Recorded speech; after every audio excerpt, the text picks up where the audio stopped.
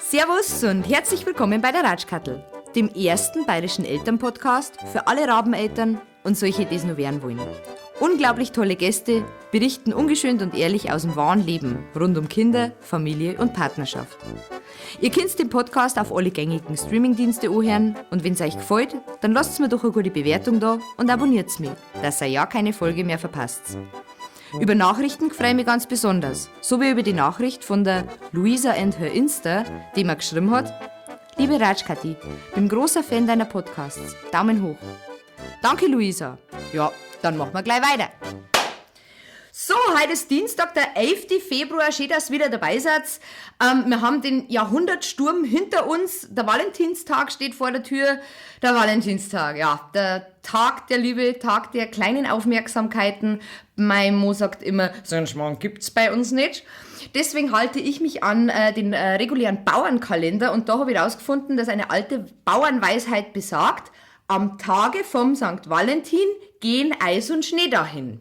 Und da wir ja bis jetzt eigentlich noch nicht wirklich Eis und Schnee gehabt haben, hoffe ich, dass es auch nicht mehr kommt, weil ich bin definitiv bereit für den Frühling. Und ja, im letzten Podcast habe ich herausgefunden, was ein Stirnglander ist. Und ich habe mir ein bisschen Gedanken darüber gemacht, wie das ist, wenn man zwischen zwei Welten, zwischen zwei Kulturen aufwächst. Und jeder Kulturkreis hat ja also ein bisschen ein anderes typisches Mutterbild. Und um meine Fragen heute zu beantworten, habe ich mir eine selbsternannte Bürkin eingeladen. Mein heutiger Gast, halb bayerisch, halb türkisch, die liebe Hürrem! Hoş geldiniz! Hoş bulduk! Hürrem, vorweg, Valentinstag, gibt's da was bei euch? Ich denke mal nicht. Du denkst nicht, ja, dann bin ich beruhigt, bin ich nicht die Einzige. Ja, ich bin sehr unromantisch veranlagt, aber ich fordere gerne Romantik ein. Ah, das ist schön. Ja, kriegst du sie dann auch? Doch, vor ein paar Jahren definitiv. Jetzt stetig sinkend. Ja, am Anfang ist es immer nur, gell? Absolut. Ja, ich kenne das. Deine Eltern kommen beide aus der Türkei. Richtig. Du bist geboren und aufgewachsen in München und in Erding. Ja. Du bist ein Sandwich-Kind, du hast zwei Brüder, du hast einen großen Bruder, der ist 9 Jahre älter als du und einen kleinen Bruder, der ist 4 Jahre jünger. Du bist 1981 geboren, was man dir nicht ansieht. Und ich weiß auch wieso. Du hast seit 17 Jahren ein Kosmetikstudio und kennst alle Tipps und Tricks, wie man sich jung hält. Ja, ich bin zwar oft der Schuster mit den kaputten Sohlen und habe die schlechtest gemachten Nägel, eigentlich gar keine. Aber ich weiß, wie es gehen würde.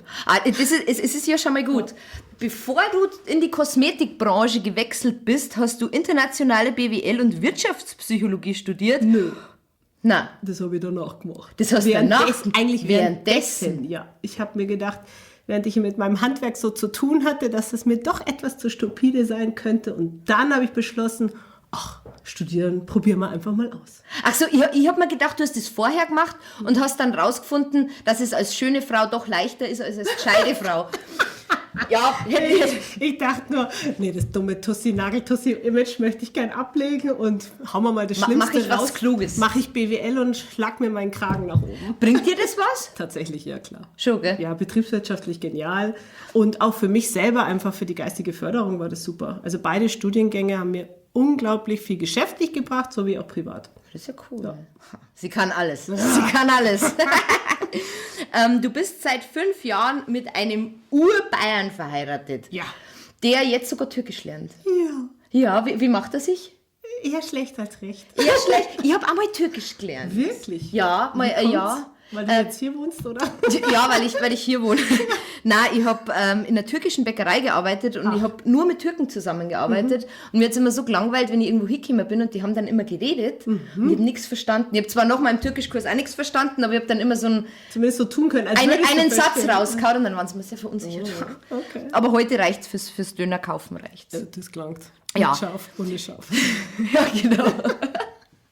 Du Du bist Burma-Mama, du hast 2 Jungs, der eine ist fast 4 und der andere ist 1. Ja. Du lebst in der Nähe von Erding und sagst über dich selbst, ich bin ein Heimchen und genieße es, zu Hause zu sein. Abgeschieden auf dem Land fühle ich mich besonders wohl. 100 intelligente Freunde sind mir lieber als ein dummer Feind. Ich kann viel ab, aber Engstirnigkeit und bösen Tratsch fürchte ich. Ja, das ist sehr schön zusammengefasst. Ja, du bist auch noch Insta-Mom. Du versorgst deine Follower regelmäßig mit lustigen Videos. Ah, so nennt man das. Ja, Follower. Und wen das interessiert, einfach mal auf Instagram gehen und Hürrem Unterstrich eingeben für alle HUERREM Unterstrich. Mal vorbeischauen, ist wirklich lustig. Danke. Und Hürrem, du hast mir mal erzählt, dass das mit dem Namen hat was auf sich.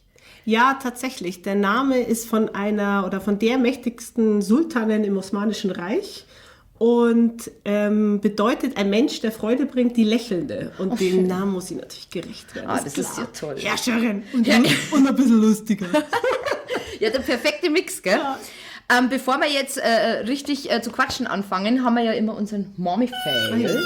Okay. Und ich habe dir das ja vorab schon gesagt und du hast gesagt, du hast auf jeden Fall einen Mommy-Fail für mich. Dann hau mal raus. Also der Mommy-Fail, ich muss mich entschuldigen, ich lache immer gerne über mich selber. Das hat mir mein Mo gestern gesagt, du darfst fein nicht über deine eigenen Witze lachen, das ist sehr unsympathisch. Sag ich, ja, aber wenn es lustig ist? Also ich fand es auf jeden Fall nachträglich recht witzig. Also mein Kleiner war auf der Welt, er war 4 Wochen alt und irgendwie habe ich Hauskoller bekommen und bin mit der ganzen Familie sind wir zu Ikea gefahren. Oh, geil. So, genau. Und wie alle wissen, ich denke, Männer sollten jetzt direkt weghören, hat man ja da so seinen Wochenfluss. Ja, schön. Ja, ganz schön. Ja. Und dann hieß es natürlich zum Großen, hey, Pipi machen, bevor wir die große Runde bei Ikea waren. Da habe ich mir gedacht, ja, ich gehe jetzt auch nochmal schnell irgendwie Binde wechseln und so weiter. Und dann sind wir zu Ikea auf die Toilette. Ja, sind rein, dann hat mein Großer seine Pipi gemacht und dann habe ich gesagt, du, jetzt wartest, Mama macht auch noch und dann ziehe ich halt so meine Hose runter und dann schreit er. Oh Gott! Er sagt, doch über die ganze Toilette hinweg, Mama, du hast ja Kacke in der Hose! Oh, schön! Und ich dachte noch, oh Scheiße, was sage ich? Ich so, nee.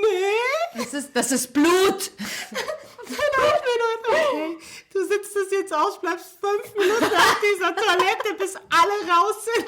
Da hat es bestimmt welche gegeben, die gewartet haben zu schauen, wer es war. Absolut. Ich habe dann immer so die Türen klein gehört und dachte mir, ja, 3 habe ich vorher gesehen, okay, das passt.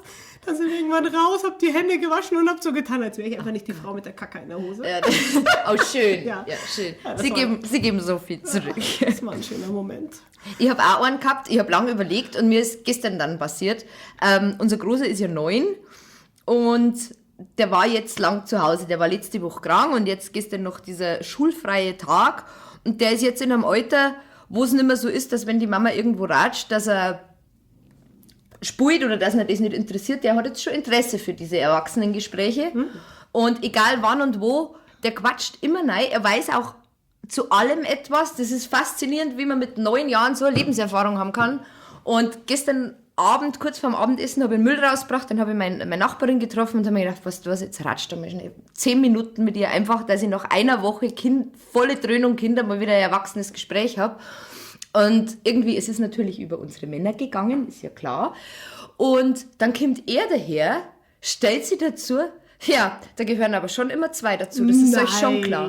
Und das war der Moment, wo wir einfach die Nerven auslassen haben. Ich hab den so zusammengeschissen. Du gehst jetzt rauf, ich möchte jetzt mal 10 Minuten reden, dass du immer mitreden musst. Mir hat's wirklich leid im Nachhinein. Meine Freundin hat mich auch geschaut, so, boah, was ist denn mit dir los? Aber mir hat's so genervt, weil ich sitze mir auch nicht zu ihm rein, wenn seine Spitzeln da sind und erzählen ja was über Menstruationsbeschwerden. Das sind ja seine Freunde. Vielleicht solltest du das angehen. Das ist gut. Vielleicht denken wir darüber nach. Als Jungsmama ist das vielleicht eine Inspiration. Jungs, Wochenfluss, habt ihr das schon mal gehört? Geil. Da kriegst du nicht die normalen Slip-Einlagen. Nee, da gibt's die großen. Windeln. Genau. Windeln. Ja. Im Übrigen, Lifehack, meine Windeln halten nicht. Bei dem Kleiner, die sind in der Früh immer patschnass und da habe ich jetzt wirklich diese Wochenbett-Dinger gekauft und die klatsche ich ihm zur Windeln rein und sie laufen nicht mehr aus. Ja, schau her. Tatsache. Hätte ich wissen müssen beim Großen, der war auch immer irgendwie... Immer nass. Selbst Windel Nummer 6 war irgendwie zu wenig. Ich für habe die Nacht. teilweise 2 Windeln übereinander angezogen in der Nacht. Das Wirklich. ist schon her. Ja, wir haben sie sogar gewechselt, aber das haben wir immer irgendwie ist das da raus. Ich bin so froh, wenn der schlaft, dann mag ich gar nicht aufweg. Aber gut. So, dann haben wir das. Dann kommen wir jetzt zu unserem Leben in 2 Welten. Oh. Genau, ich habe Onkel Wikipedia mal wieder gefragt. Okay. Und der hat mir gesagt, in Deutschland lebten im Jahr 2018 etwa 3 Millionen Personen, die ihre familiären oder religiösen Wurzeln in der Türkei haben. Von dieser Gruppe besitzen ungefähr die Hälfte die deutsche Staatsbürgerschaft. Wie ist das? Was hast du? Deutsch. Du hast den deutschen Pass. Ja, schon seitdem es erlaubt war, haben meine Eltern direkt beantragt. Hast du Irgendwann 2? in den 90er. 2 darf man ja gar nicht mehr haben, ich habe oder? keinen. Ich glaube, es ist mittlerweile sogar erlaubt seit ein paar Jahren. Irgendwie habe ich mal am Rande mitbekommen und dann wieder nicht. Aber ich selber habe nur die deutsche Staatsangehörigkeit. Okay. Siehst du dich als Deutsch-Türkin? Ja, ich finde den Begriff immer ein bisschen affig, Voll ehrlich ätzend, gesagt. also ätzend behaftet. Ja, vor allem, was soll das? Also, ich bin Türkin und ich habe einen deutschen Pass. Okay. Aber ich bin weder türkisch-deutsch noch deutsch-türkisch. Also, ja, ich bin die Hörerin. Das ist doch schön. Ich bin die Hörerin. Woher kommen denn deine Eltern genau? Also mein Vater ist aus Istanbul und meine Mutter ist aus Adana. Das ist eine sehr große Millionenstadt im Süden. Quasi schon Richtung Ja, Syrien. Adana-Döner. Da gibt's Kebab. Kebab. Genau, Adana Kebab. Also wirklich sehr lecker. Wieso sind die damals nach Deutschland gekommen? War das die typische Gastarbeiter-Story? Nee, Oder? also beide sind unabhängig voneinander nach Deutschland gekommen, haben sich beim Studieren in München kennengelernt. Ja, und dann verliebt, verlobt, verheiratet. Und irgendwann waren wir mir alle da. Ach, schön. Genau. Du kennst ja beide Welten. Du bist Ja. in Bayern aufgewachsen, du hast türkische Eltern. Ja. Ich habe auf Instagram eine Umfrage gestartet, was die Bayern und die Türken verbindet. Und das sage ich dir jetzt mal und du sagst mir, ob das stimmt oder nicht, Okay. beziehungsweise kannst du es ja noch ergänzen. Ja. Die Bayern und die Türken verbindet Selbstbewusstsein, deftiges Essen, der Döner. Nein, nicht ganz richtig. Also den Döner, den wir so in Deutschland kennen, gibt es in der Türkei nicht. Es gibt nahezu ein bisschen dieses Dürüm, aber Dönerfleisch wird in der Türkei anders gegessen. Also es wird nicht Ist ja im immer Brot Lamm im oder Fleisch- so oder irgendwie, oder? Auch, aber unabhängig von der Fleischsorte wird das nicht in dem Fladenbrot gegessen, sondern das wird zum Beispiel, unten wird Fladenbrot aufgeschnitten, dann kommt das Fleisch drüber, dann kommt ein bisschen Joghurtsoße, Pfeffersoße und dann ist das quasi Iskender, nennt sich das. Iskender kenne ich aber auch. Genau, so, aber der deutsche Döner, den gibt es in der Türkei nicht. Nein, findest nirgendwo. Ja, haben wir schon wieder ein Vorurteil beiseite geschafft. Emotionales und impulsives Fluchen. Ja, das ist wohl. Und das Beste war der Schnauzer. Ja. Die Deutschen haben Schnauzer, die Türken haben Schnauzer. Die Liebe fürs Familienleben, Heimatliebe, gutes Essen und sehr religiöse Menschen? Fragezeichen. Die Frage muss sich ja Ja, stellen. freilich. Also, ich würde das kann man eigentlich ganz gut mit Bayern vergleichen. Klar gibt es jetzt zum Beispiel gerade auf dem Land, dass die Religionen, sagen wir mal, Katholiken sehr ausgeprägt sind. Und ähnlich ist es auch in der Türkei. Natürlich ist die Religion ein Thema, allerdings in den Großstädten weniger wie auf dem Land wiederum. Religion verbindet, ist eine Gemeinschaft, ist in Ordnung. Am Ende kommt es einfach darauf an, welchen Stellenwert es hat. Wie war das bei dir? Bist du religiös aufgewachsen? Ich bin nicht religiös aufgewachsen, und gläubig. Also für mich ist das ein großer Unterschied. Meine Eltern haben uns alle Religionen beigebracht. Also ich habe alle Bücher lesen müssen, dürfen, wie auch immer. Uns wurden alle Unterschiede beigebracht und Gemeinsamkeiten, sodass ich die Chance hatte, echt weltoffen und tolerant aufwachsen zu dürfen und für mich Religion nie ein Thema war. Also Glaube war immer etwas sehr Schönes und ist etwas Schönes. Und ich empfinde, es ist sehr privat. Deshalb verstehe ich oft nicht, warum Religion immer zum Thema gemacht wird. Weil wenn du zu Gott betest, dann betest du doch für dich. Da muss ich das doch nicht draußen rumposaunen, wo ich hingehöre oder nicht. Das weiß ich und das weiß der liebe Herrgott. Und wie du ihn nennen willst oder wie du das ausübst, das ist, finde ich, jedem das Seine. Das stimmt. Danach lebe ich und ich hoffe, dass ich auch dementsprechend meine Kinder großziehen darf mit meinem Mann zusammen. Da teilen wir uns die Einstellung ziemlich nahe. Dein Mo ist ja Katholik wahrscheinlich. Ja, Als Urbayer. genau, ganz normal katholisches Familien. Sind deine Kinder getauft? Du hast mir da mal was gesagt, dass man getauft sind, glaube ich nicht, oder? Genau, sind nicht getauft. Das war die Entscheidung von meinem Mann. Das habe ich ihm überlassen.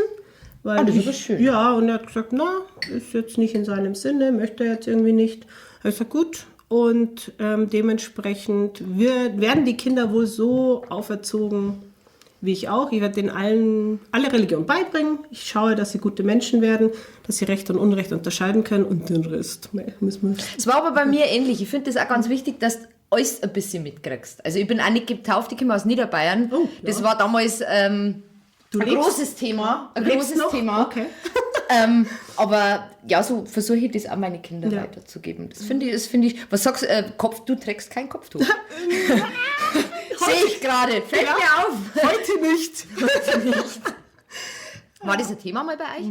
Nein, auch nicht. Also nicht mal in meiner Familie in der Türkei.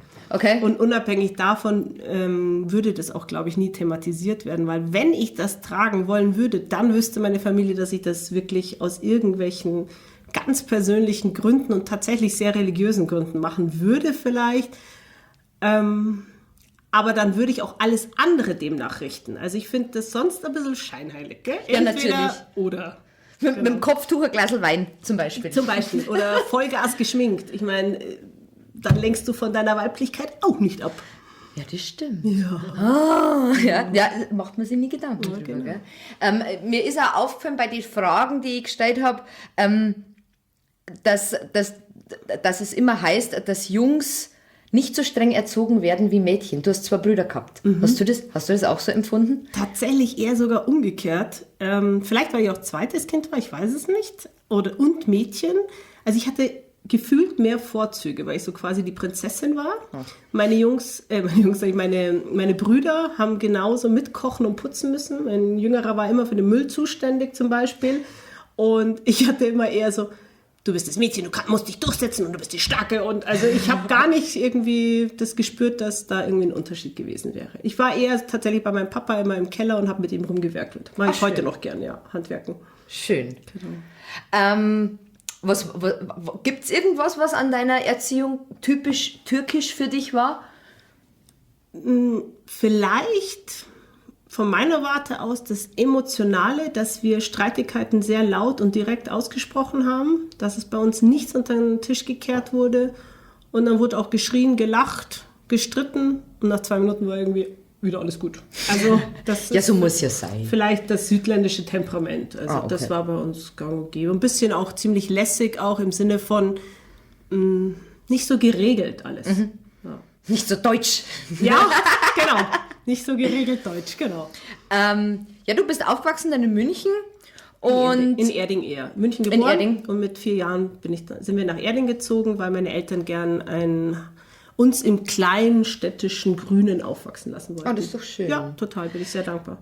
Du hast aber in München einen Mann kennengelernt. Ja. Einen bayerischen, oberbayerischen Mann. Ja. Erzähl mir die Kennenlerngeschichte. Ich finde die Gott. so toll. Ja, die ist auch süß. Romantik. Also mein Mann und ich haben uns in einem Abschleppclub kennengelernt und dementsprechend hatte ich auch gar keinen Bock, ihn zu daten, weil, hin und mit. Wir waren beide Fahrer an dem Tag, ich von meinen Mädels, er von seinen Jungs. Und dann standen wir an der Bar, ich wollte einen Cappuccino trinken, er einen Espresso. Ja, den hat er mir dann ausgegeben und dann haben wir uns ein paar Stunden unterhalten und nachdem er meine Nummer wollte, habe ich gesagt, nein, ist nicht. Schlechte. Genau, bist zwar saugeil und hübsch und aber nee, echt nicht. Und ich war auch in der Phase, wo ich gesagt habe, nee, den nächsten Mann, den ich date, beziehungsweise mit dem ich zusammen bin, den möchte ich heiraten. Also es soll einfach was Festes werden. Wie alt warst du da? 30. Gerade 30 geworden und da dachte ich, nö, muss gescheit sein. Er war darüber ein bisschen erstaunt und hat aber dann sehr schnell recherchiert, Hürrem und Erding, dann ist natürlich mein Geschäft rausgesprungen. Ja. Dementsprechend hatten wir dann schon E-Mail-Verkehr und haben uns dann auch täglich geschrieben. Er hat immer wieder gefragt, ob wir telefonieren könnten. Das wollte ich aber nicht, weil ich dachte, mein Gott, das ist halt nur sein Ehrgeiz ungefähr. Eine lässt ihn abblocken und jetzt, ja. Aber irgendwann kam ein Päckchen in meine Arbeit mit einem 2-seitig handgeschriebenen Brief. Oh mein Gott. Ja. Schokolade drin und der Bitte um ein ganz kurzes Kaffee-Date, sodass er mich einfach mal sehen darf. Ja. Mei. Da geben sie sich nur so Mühe. Wahnsinn. Unfassbar. Jetzt bin ich froh, wenn er an meinen Geburtstag denkt. Ja. Ich kenne das. Ja, hast du gehört, Schatz? Ja, und dann, es hat seinen Lauf genommen. Wir waren dann lange als Freunde unterwegs, weil ich dem Braten irgendwie nicht getraut habe. Dann hat er mir aber sogar noch einen Brief auf Türkisch geschrieben. Mein Gott! Ja, Google übersetzt und dann dachte ich so, wow. Ja, und irgendwann ist dann der erste Kuss gefallen. Und dann waren wir zusammen Händchen halten, das erste Mal. Oh, mein schön. Ja. Und dann ging alles schnell, ruckzuck. Wie schnell habt ihr geheiratet? Wir sind nach 3 Monaten zusammengezogen, ein Jahr später waren wir verlobt und dann im 2. Jahr geheiratet. Ach, schön. Ja. Wir haben die Eltern das aufgenommen. Jetzt gut, wenn deine Eltern nicht so ganz konservativ waren, wird das jetzt... Also es war insofern kein Problem von Herkunft, aber mein Vater insbesondere ist da schon sehr kritisch und skeptisch. Der hat ihn schon in die Mangel genommen. Also das War das, weil er Bayer war oder war das generell, weil es ein Mann war? Ein Mann, der jetzt meine Tochter datet und jetzt geht's ab. Und mein Vater neigt dazu, ähnlich zu sein wie in diesem Film Schwiegervater mit Robert De Niro, wo er noch den Laptop aufklappt und den Typen untersucht. So ist mein Vater und es ist leider kein Scherz, aber er hat das ähnlich mit meinem Mann gemacht. Ach, schön. Ja, er hat den Laptop aufgeklappt, hat sich erstmal alles diktieren lassen von seinem Leben, wie so ein Lebenslauf. Geil. Hat ihn wirklich zerrissen mit allen Fragen. Und ich saß so daneben und dachte erst, mein Vater macht Scherze, aber der hat das echt durchgezogen. Und der Matthias hat alles beantwortet. Und dann dachte ich so, Respekt, nicht mit dem Auge gezogen. Ja, wenn er sich so viel Mühe gemacht hat am Anfang, dann schafft er das auch noch wahrscheinlich. Und dadurch hat er den Segen bekommen. Und als er mich heiraten wollte, hat er heimlich sogar meinem Vater einen Brief geschrieben und die Hand gebeten, weil mein Vater ein bisschen weiter mit den Briefen hat er es recht. Ja, der weiß schon, wie es geht, altmodisch.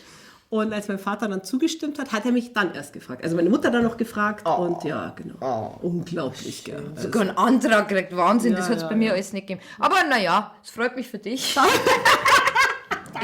Wie war es denn mit seinen Eltern? Ziemlich dass entspannt. Er mit einer Türkin kommt. Ja, krass entspannt. Also ich war echt baff.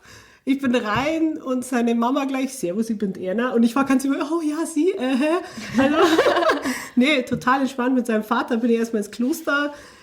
Also in Schledorf leben die am Kochelsee, haben uns das Kloster angeschaut, ich war an Ostern da, also total entspannt. Also ich war wirklich so positiv überrascht, dachte mir, mein Gmaudewiesen, ja. Wie war die Hochzeit? War es eine türkische Riesenhochzeit mit 8 Millionen Menschen?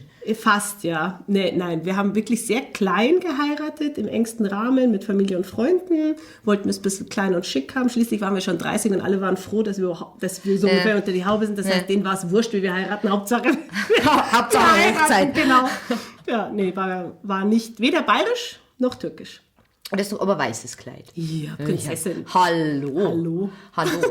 Und dann habt ihr 2 Jungs bekommen. Ja. Wie ziehst du deine Kinder groß? Ist das zweisprachig? Wie habt ihr zu Hause überhaupt gesprochen bei dir, als du aufgewachsen bist? Also bis ich 4 war, habe ich ausschließlich Türkisch gesprochen mit meiner Familie. Dann irgendwann kam Deutsch hinzu. Und jetzt mit meinen Jungs spreche ich weitgehend nur Türkisch. Und Matthias natürlich Deutsch, genau. Und das Umfeld ist auch Deutsch. Und jetzt, also beim Großen merke ich es, versteht alles auf Türkisch, artikuliert sich zwar selten auf Türkisch, aber sitzt. Er könnte es, wenn er wollte. Das ist so gut, wenn es nur so klar sind. Genau, also, die nehmen es ja auf wie ein Schwamm. Bei uns ist, ich wollte das auch so gern, bloß das Problem ist, bei uns ist keiner Muttersprachler. Wir sprechen halt beide. Und von dem her will ich es ihnen auch nicht falsch beibringen. Ich glaube, funktioniert schwierig. Es funktioniert ja bei mir schon schwierig, weil mein Türkisch nicht 100% ausgeprägt ist. Und da habe ich manchmal Schwierigkeiten, dass ich selber Wörter nachschauen muss, gerade Fachbegriffe oder sowas. Und dann neige ich dann auch dazu, ihm das einfach kurz auf Deutsch zu sagen. Ja, das ist ja... Aber es sitzt so weit, dass er eines Tages im Urlaub seinen Döner bestellen kann. Der kein Döner ist. Genau.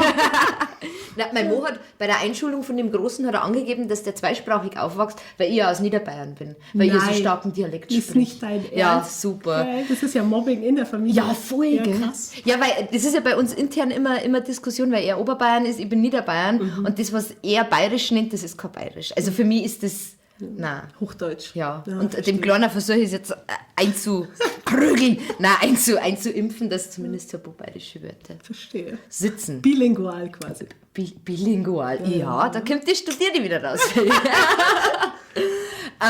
Klassisches Mutterbild. Du hast zu mir gesagt, du möchtest gern über diese klassischen Mutterbilder sprechen, die es gibt. Ich habe wieder auch auf Instagram Umfrage gemacht, was zum klassischen Mutterbild dazugehört. Okay, und ich habe es total lustig gefunden. Ich kenne ja viele von meinen Followern. Ja. Und es gab wirklich 2 Gruppen. Die Gruppe, die selber Kinder hat angegeben, Zum klassischen Mutterbild gehören zerzauste Haare, Dutt, Stress, Schlafmangel, Augenringe, kurze unlackierte Fingernägel. Mama kümmert sich um alles, ist nur Mama, keine Bedürfnisse. Und die Follower, die keine Kinder haben, haben angegeben Fürsorglichkeit, Liebe, eine herzliche Umarmung, immer da, Selbstlosigkeit. Wow. Und ich habe das so lustig gefunden, weil es die so richtig separieren hast, Kinder. Krass. Okay. Und was gehört denn für die zum klassischen Mutterbild? Unterscheidet sich das vom türkischen klassischen Mutterbild vielleicht? Also ja, zum Teil würde ich das tatsächlich sagen. Und zwar das türkische Mutterbild ist unfassbar viel mit Liebe und Schmusen und Kuscheln und Kosewörtern. Und bei den Deutschen habe ich oft gemerkt, es ist ein bisschen reservierter. Gerade jetzt, sagen wir mal, in meinem Alter. Ich würde meine Eltern nie mit per Handschlag begrüßen. Da ist immer eine Umarmung und Bussi links, Bussi rechts und Nähe suchen. Ja. Und ich sehe aber bei deutschen Familien oft, wo sich die Kinder mit den Eltern, Servus, wird handgeschüttelt und das war's. Und dann denke ich mir immer so, hä? Beeillos. Genau, das ist doch deine Mutter und dein Vater. Also das würde ich sagen, ist in meinen Augen ein Unterschied zwischen Deutsch und Türkisch. Ist das bei deinen Brüdern auch so? Sind die auch so? Voll. Wenn meine Mama sehen, wird erstmal gekuschelt, umarmt und das ist einfach eine Nähe, die dazugehört. Also aber auch meinen Brüdern und mir gegenüber. Also ich könnte meinen Bruder nie irgendwie so nur, gut, ich kann ihn schon schlagen, so bam. Aber also, da gehört viel, viel Wärme und Herzlichkeit zu tun. Und was auch ein großer Unterschied familiär ist, türkische Familien sind in meinen Augen nicht so pingelig. Also da stört es nicht, ob der Tisch aufgeräumt ist oder nicht. Wenn du zu denen kommst, sitzt du und kannst dich einfach im Schneidersitz auch hinsetzen, ohne dass jemand gucken würde. Also man fühlt sich immer gleich wie zu Hause. Diese Gastfreundlichkeit. Absolut. Gell? Und das habe ich oft als kleines Mädchen und auch als erwachsene Frau in Familien gemerkt, dass das bei deutschen Familien häufiger nicht so der Fall ist. War zum Beispiel bei meiner Schwiegerfamilie anders. Ich bin heim und ich habe also zu denen und konnte direkt in der Stube auf der S-Bahn mit Schneidersitz sitzen. Also das war aber für dich auch kein Thema, dass du Türkin bist? Für die na. Also nicht, dass ich wüsste. Also, ja, vielleicht kommt es ja noch raus. Genau, nee, nicht, dass ich wüsste. Vielleicht, aber diese klassischen Mütterbilder sind ja immer schwierig. Weil das, was du jetzt gesagt hast mit Schmusen und so, ich bin auch voll der körperliche Nähe und Kuscheln und ich muss auch mit meiner Mama heute nur auf der Couch, die kriegt dann meinen Fuß und das ist dann schön. Also kehrt das wirklich zum klassischen Mutterbild oder ist das generell in der Türkei eher so, dass man auf Körperkontakt steht? Genau, mir ist es so aufgefallen, dass der deutsch-türkisch ist, vielleicht jetzt nicht mit dem klassischen Rollenbild zu tun, aber auch türkische Männer zeigen ja mehr Nähe zueinander wie deutsche Männer. Das sind diese Bussis, gell? Genau. Das finden deutsche Männer, schau mal, was die da? Genau, aber das ist normal, gell? Andersrum.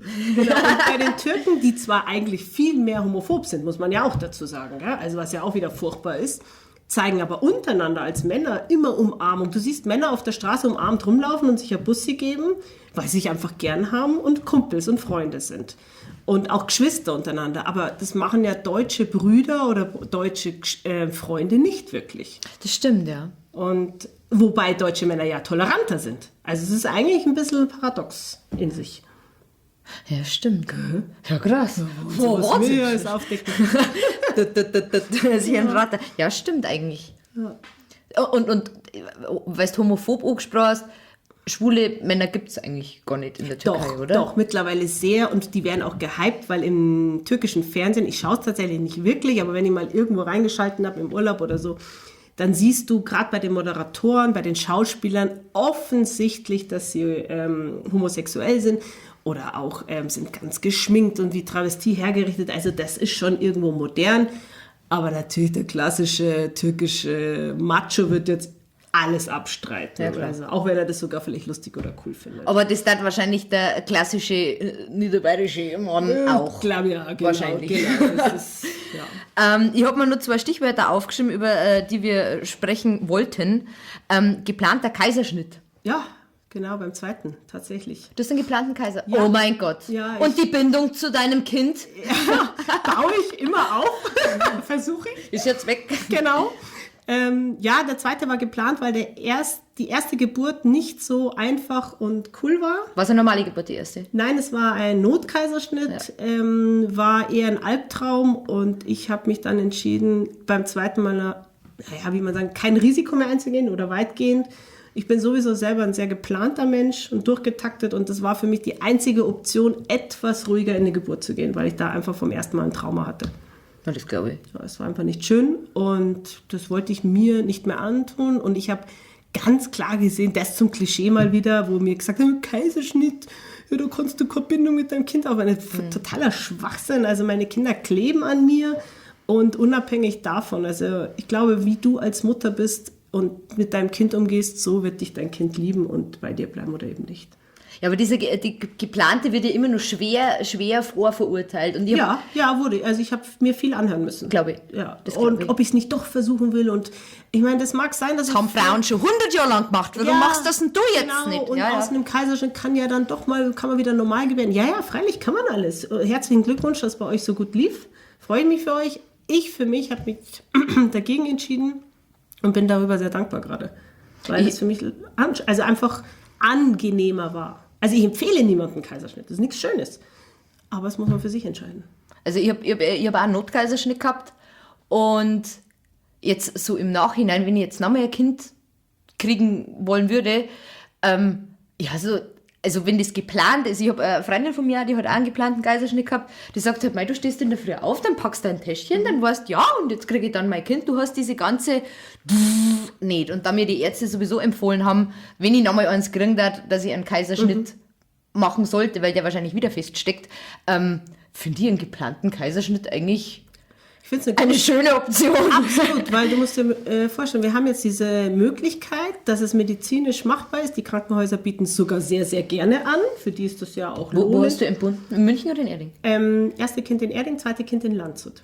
In Landshut? Und Niederbayern. Ja. Ach, scheiße. Ja, einer ist Oberbayern, der andere ist Niederbayern. Toll, das hätte man vielleicht vor 3 Jahren vielleicht auch noch mal durch den Kopf. Scheiße. Ja, genau. Ja. Nee, also ich war mit beiden Krankenhäusern sehr zufrieden, das muss ich auch dazu sagen. Es gibt ja auch immer Geschichten von allen, aber am Ende des Tages, wenn sie dir helfen, wenn dein Kind gut auf die Welt kommt und alles passt, dann ist der Rest das egal. Richtig. Ja. In Oberbayern und in Niederbayern. Geil, oder? Das ist, die ganze Familie Ausländer. komplett zusammengewürfelt. Aber ist ja cool. Ja. Das stinkt mir jetzt richtig. Ohne Schmarrn. Echt? Ich hätte mein Kind als Niederbayern. Ja, freilich. So eine Scheiße. Ja, hilft ja nichts. Jetzt ist schon vorbei. Verdammt. Familienbett habe ich mir noch auf. Ja, Ihr habt ein Familienbett? Wir haben tatsächlich eins, ja.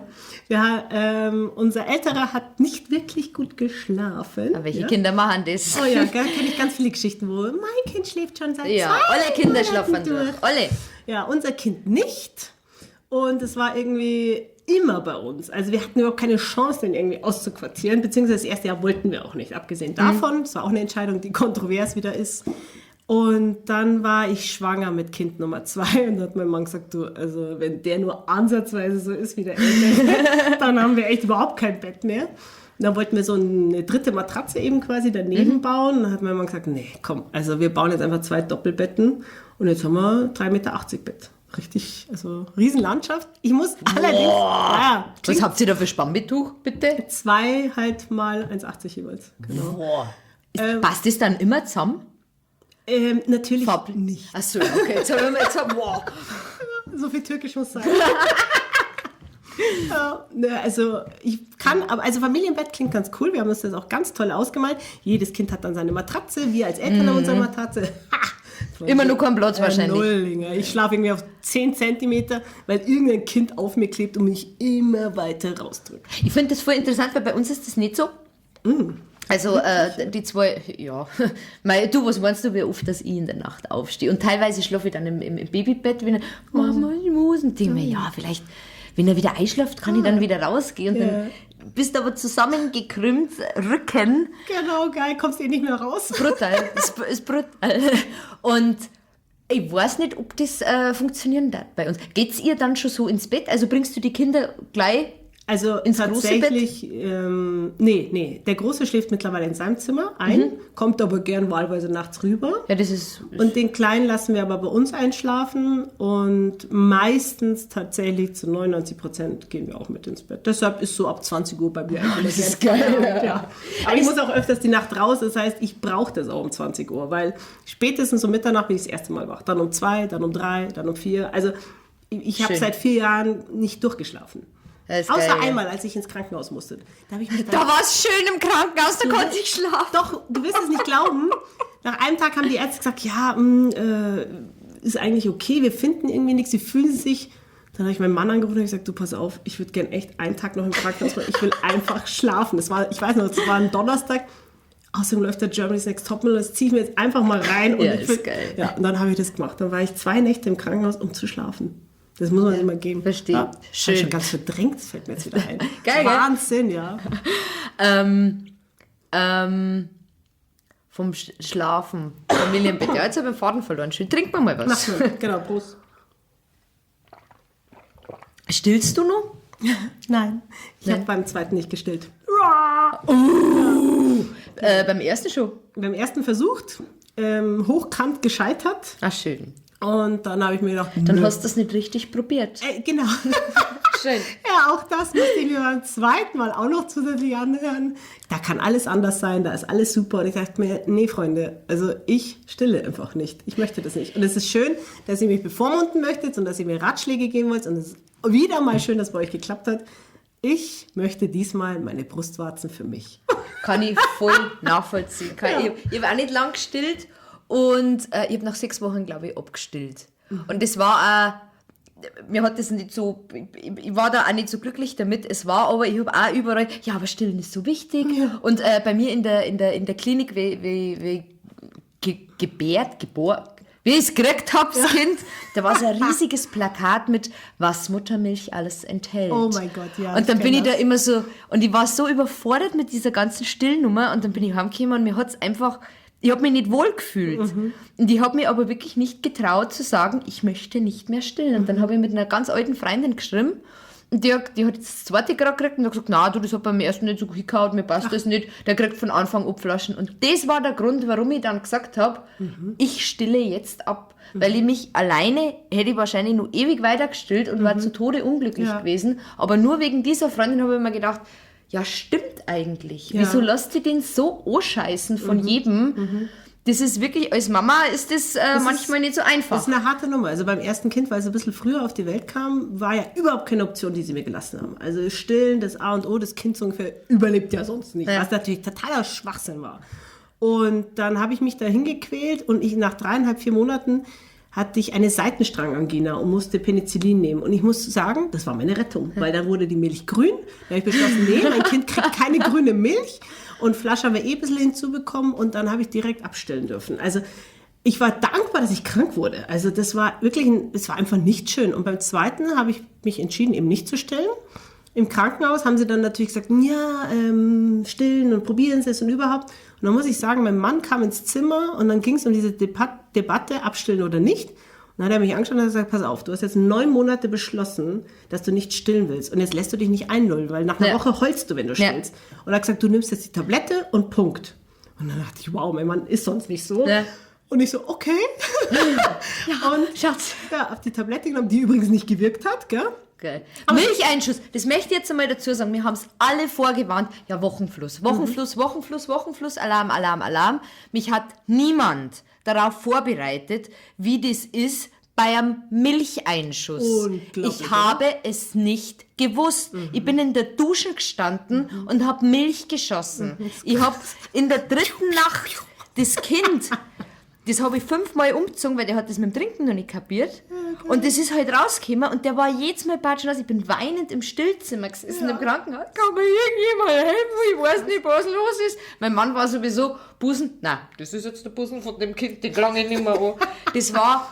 Aber den konnte man doch auch nicht angelangen. Das war ja wie so eine explodierte Melone. Wie Beton. Das war am Anfang wie Beton. Unglaublich. Da machst du dir ich weiß nicht, ich bekomme Quarkwickel, ich bekomme heiße, kalte Wickel. Und ich dachte nur, hey, Dolly, passt das ein Scheiß? Das ist Wahnsinn. In dem Moment dachte ich auch, welche Frau lässt sich freiwillig übermäßige Brüste machen? Weil das tut ja weh bis zum Kind. Da explodierst du ja innerlich, gell?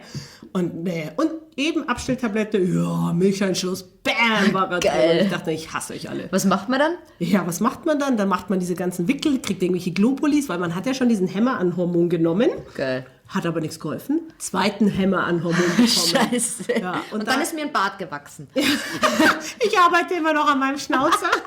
Aber ich bin ja in der Quelle mit Lasern und so. Das ist geil. Machst du das auch? Ja, das machen wir.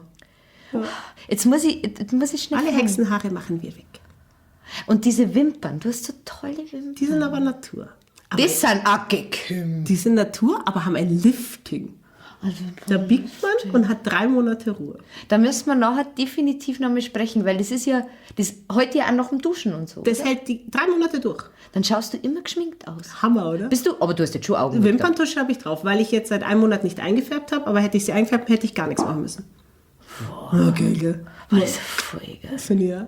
Machst du Haare weglasern auch? Was machst denn du alles? Oh mein Gott! Alles. Jetzt müssen wir noch ein bisschen Weibertratsch machen, das ist wichtig. Also fangen wir doch oben an. Wir machen natürlich die ganzen Lashes-Sachen, die Wimpernsachen. Dann machen wir Hautreinigungen, Faltenreduzierungen, Haarentfernung mit der IPL-Technik, Waxing mit türkischem Wachs. Tut nicht so weh, wie es für sich anhört. Was unterscheidet das türkische Wachs vom... Das ist gescheiter, das nimmt die Wurzeln mit raus. Ach so, Auch okay. borstiges Haar wird So, wirklich... wir entfernt. Epilierer. Na, Epilierer bricht Wurzeln. Auch wenn du nach der Dusche oder im Bad das machst, das bricht zu sehr. Wachs öffnet besser die Pore und hebt die Wurzel raus. Und du kannst langfristig, hast du da doch weniger Haare und es ist tatsächlich etwas schmerzfreier. Viele sagen, ja, das Sugern sei besser oder kennen es halt nicht. Sugern ist eine kalte Methode, die tut mehr weh und bricht auch leider ein bisschen die Wurzeln.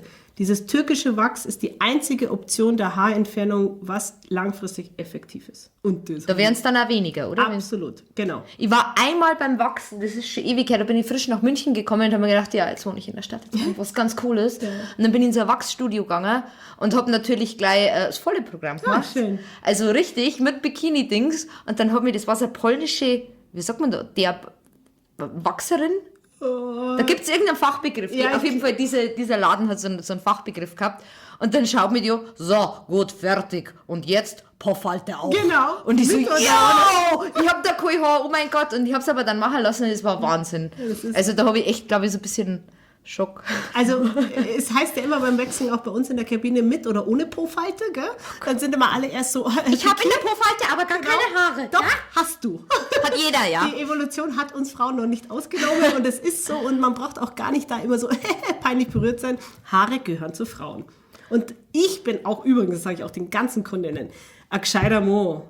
Ja, der springt nicht aus dem Bett, wenn du 3 Haare auf den Beinen hast. Und der aus dem Bett springt, Nein, das werden sie ja von Haus aus nicht. Nullinger. Das sind wir Frauen, die immer so ein bisschen pingelig mit sich Das ist wie umgehen. mit Zellulite. Nein, ich bin so dick und mach's Licht aus. Scheiß, Nein. wenn die Busen senken, ist die, rum. Genau, genau. Da kannst du machen. Da kannst du auch einen Schnauzer haben. Das ist denen wurscht. Ja, genau so ist es.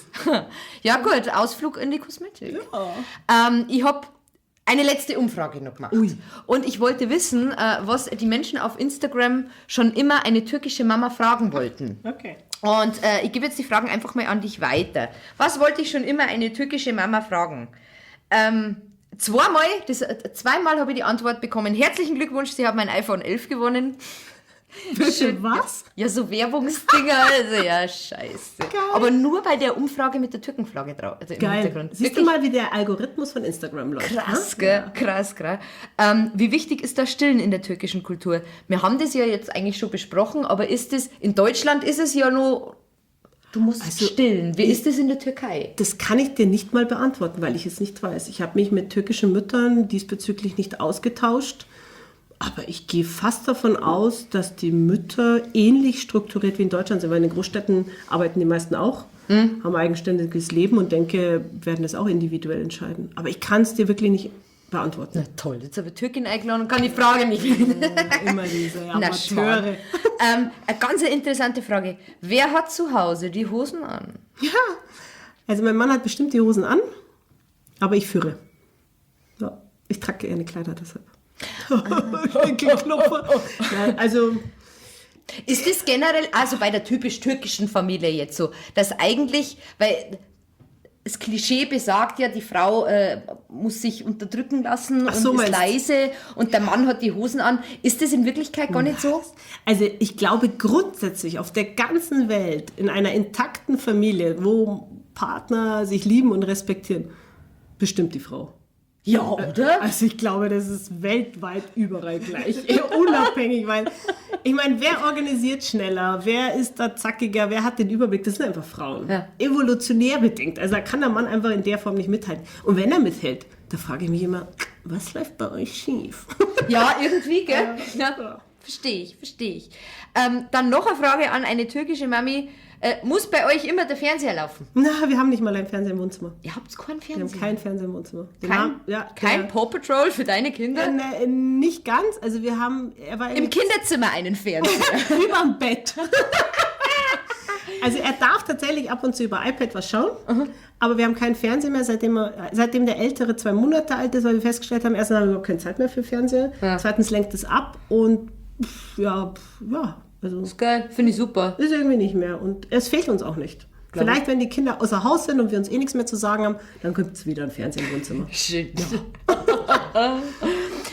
Wir haben einen Fernseher bei uns im Schlafzimmer, im Elternschlafzimmer. Ja, haben wir auch. Haben wir lange nicht gehabt. Und jetzt in letzter Zeit habe ich wieder häufiger darüber nachgedacht, weil mein Mann ja ein passionierter Landwirtschaftssimulatorspieler ist an der Playstation. Ich hörte es. Ja, schön. Ja. Und ich weiß überhaupt nicht mehr, was wir früher gemacht haben, wie der Fernseher nicht mehr. Noch nicht da war. Also ich kann mir das... Er hat gemeint, wir haben uns die ganze Zeit geliebt, aber das glaube ich nicht. Das hast du würde ich wissen. direkt verdrängt. Also wir haben auch einen Fernseher im Schlafzimmer, was natürlich paradox jetzt klingt, weil wir die Kinder auch im Schlafzimmer haben. Aber der ist so gut auch wie nie an.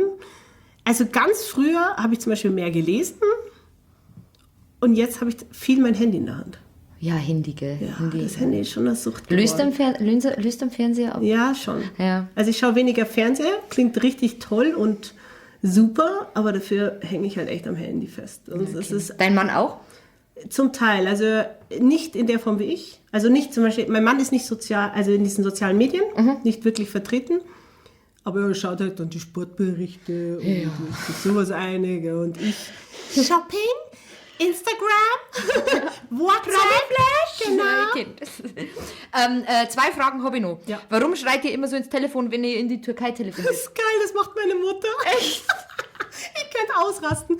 Meine Mutter, wenn mit irgendeiner Schwester telefoniert, habe ich immer das Gefühl, die schreit in die Türkei rüber. Und ich habe sie sogar vor kurzem gefragt, sag ich, Mama, was soll denn das? Ich höre dich wirklich über Betonwände hinweg.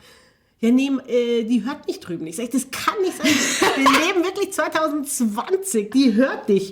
Und ich glaube, das ist noch von ganz anno dazu, wo sie in die Telefonzelle mussten und die Verbindung wirklich schlecht war. Das glaube ich. Das ist verankert in irgendeiner Form. Und weil wenn ich mit meiner Tante telefoniere, spreche ich ganz normal. Und sie hört mich, ich höre sie. Aber meine Mama, ey, die brüllt, das ist unglaublich. Das ist, aber um Parallelen aufzugreifen, mein Vater, richtiger Niederbayer, der kann kein Hochdeutsch. Und der meint, geil. Hochdeutsch ist einfach lauter. Jetzt, wenn der am langsam. Telefon irgendwie, ja, hallo, servus, das ist so geil, der schreit auch immer ins Telefon. Naja, schön. Und letzte Frage, Beschneidung.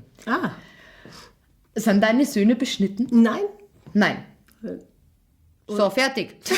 Danke, Frage beantwortet. Ja, wenn es medizinisch notwendig ist, machen wir das sicherlich. Und sonst Aber ist eher ungewöhnlich für Türkin, oder? wahrscheinlich tatsächlich. Ich habe mich sogar über diese Frage vor ein paar Monaten mit türkischen Bekannten unterhalten, die alle ihre Söhne beschneiden lassen und mich eben auch angesprochen haben. Und ich habe gesagt, du, pass auf, ich möchte irgendwie, kann ich es nicht, dass mein Kind unter Messer wird mir in der Seele wehtun. Wenn der Arzt sagt, das ist medizinisch notwendig, dann machen wir das selbstverständlich. Aber irgendwie kann ich doch auch als Frau nicht entscheiden, was ein Junge kriegt. Also das überlasse ich ganz und gar auch wieder mal ausnahmsweise meinem Mann, weil, ist nicht meine Kompetenz. Ja, stimmt. Aber ich weiß, dass es bestimmt eher 90% Türken umsetzen. Ja, da gibt es ja diese coole Feier, gell? Da haben ja die dieses Zepter und das ist ja richtig Prinzenanzug, Event. Genau, diese Faschingsparty. Und selbst wenn wir beschneiden würden, wird natürlich die Party ausfallen. Also Echt, ganz das ist ja klar. viel, nimmst du am Vorhaut und gibst ihm nicht mehr Party. Das war ja Und wenn wir eine Tochter bekommen hätten, was hätten die bekommen, wenn sie ihre Tage kriegt? Sweet Periodentee. Oder was? Ja, vielleicht. Ja, okay. Vielleicht. Ja, ich denke Dann drüber fastest du auch nicht, oder? Na, ich faste nicht. Ich bin froh, wenn ich manchmal Diäten halten muss. Das klappt mir schon. Nee, also ich faste nicht. Nicht aus religiösen Gründen, sagen wir es mal so. Genau. Okay. Ja, gut. Jetzt haben wir schon fast eine Stunde gequatscht. Gell? Das ist Wahnsinn. Die Zeit Jetzt haben wir eigentlich schon wieder. Und war es so schlimm, was du gemeint hast? Na, es war wunderschön. Ja, das ist doch schön. Ja. So, Hürrem, du kriegst ja ein Gastgeschenk. Und jetzt muss ich was sagen, du bist der erste Gast, der eines meiner neuen Gastgeschenke kriegt. Ich weiß, du trinkst gern Kaffee. Ach, ja. Und es gibt ja immer einen Kaffeebecher. Aber Jetzt gibt's einen speziellen Kaffeebecher, einen Ratschkattel-Kaffeebecher, der in die Handtasche passt. Du spinnst. Und wenn du einen Kaffee reinmachst, der ist aus Silikon und unten kann man ein- und ausfahren. Ach komm. Also wenn er leer ist, klappst du ihn einfach zusammen und kannst ihn in die Handtasche schmeißen. Ratschkattel Elternpodcast. Kaffee-to-go-Becher. Leute, schaut euch mal das an. Ist ja Wahnsinn. Cool, gell? Und ich finde das so praktisch, weil du ihn wirklich klein machen kannst. Ja, da musst du ein bisschen probieren. Ja, das übe ich noch, aber das ist ja Wahnsinn. Wo kann man denn sowas produzieren? In China kann man sowas. Schön. Hast du Corona mit integriert oder ohne Corona? Ach, scheiße, da habe ich gar nicht. Ja, du probier's einfach mal aus, dann gibst du Bescheid. Alles klar. Ja, das mit Corona habe ich gar nicht bedacht. Vielen lieben Dank. Ja, bitteschön, Dankeschön. bitteschön. Es freut mich auf jeden Fall ganz, ganz schön, dass du... Freut mich ganz schön, jetzt bin ich ganz nervös. Es war auf jeden Fall so schön, dass du da warst. Und vielen Dank, dass du mitgemacht hast. Ich danke dir für die Einladung und das erste Mal Podcast. Jetzt weiß ich nämlich, was das ist. Ha, wieder was gelernt. Genau, vielen Dank. Super. Genau, dann sind wir fertig. Danke. Fertig.